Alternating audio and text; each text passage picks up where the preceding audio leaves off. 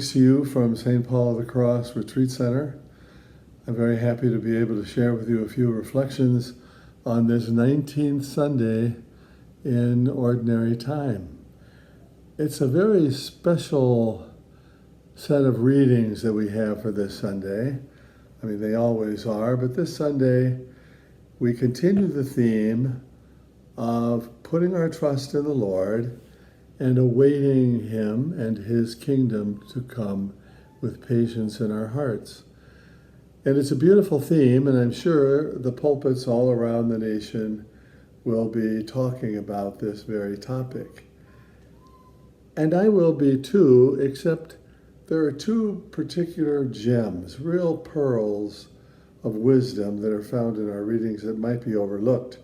Even though we have the beautiful reading of the parable and the thoughtful letter of Paul, there are two special gems that I'd like to focus on for you, if I may. The first, let me consult my notes here.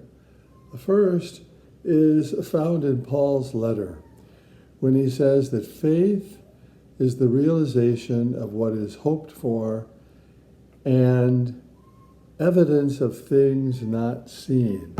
The realization of what is hoped for and evidence of things not seen. When we have faith, we have this inner awareness, this consciousness that is given to us through grace, that we know that all that the Lord promises will be fulfilled. All that He tells us and has shared with us in His public life will be fulfilled, will be realized. When He talks about us being called to new life, when He talks about how when we trust in Him, we will not be disappointed, when He tells us to love one another, when He tells us to love even those who don't love us. He is serious about that because He knows that if we put our faith in Him, we will have all that we hope for realized. So this first beautiful little quote tells us that there are many things we cannot see. There are many things that ordinary experience never unfolds sufficiently. But if we put our trust in the Lord, if we put our trust in Him, all that we long for and hope for will be realized. And the second little gem that I want to share with you, also quite beautiful, is taken from the gospel today. And we have that beautiful parable of being ready, being awake when the Lord comes, being attentive to His coming. But then there's a special little passage that says the following: "For where your treasure is, there also will your heart be."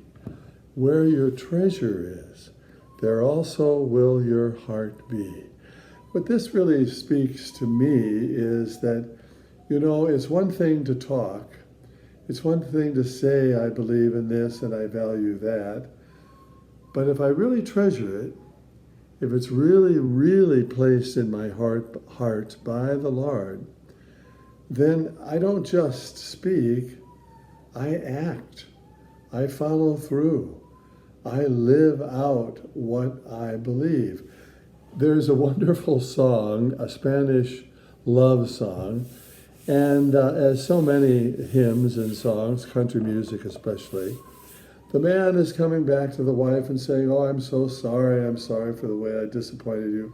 I promise I'll never disappoint you again. I promise that will never happen again." And the wife, listening to this, her lover, her spouse, who's heard it all before, she says quite simply in Spanish, "Palabras son palabras." Words are words. Talk is talk. It's one thing to talk, it's another thing to live it out. It's another thing to follow through and live it completely and sincerely in your life. I have a feeling she wasn't going to put up with his talk much longer. How do we know who a person really is? By what they treasure? Yes.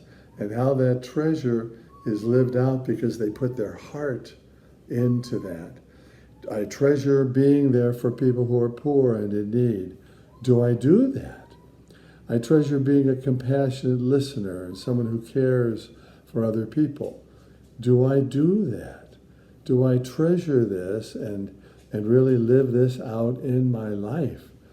For where your treasure is, there also will your heart be. You want to know who a person is and what they really believe in and stand for, then look at their life and not just what they say, but what they do. So we have two beautiful pearls today, little gems that kind of touch our hearts and help us to live our faith life more fully. Faith, trusting that what the Lord promises will be true and living according to all that he gives us, and knowing where our heart is and what our treasure is and being true to that as well.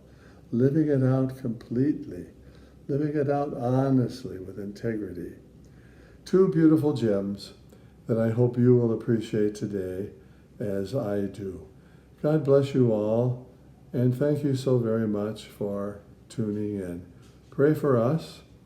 We're working hard at this time, preparing for our coming retreat season, a season that is going to promote the theme of becoming peacemakers. How are we called to be peacemakers today? God bless you, and peace be with you.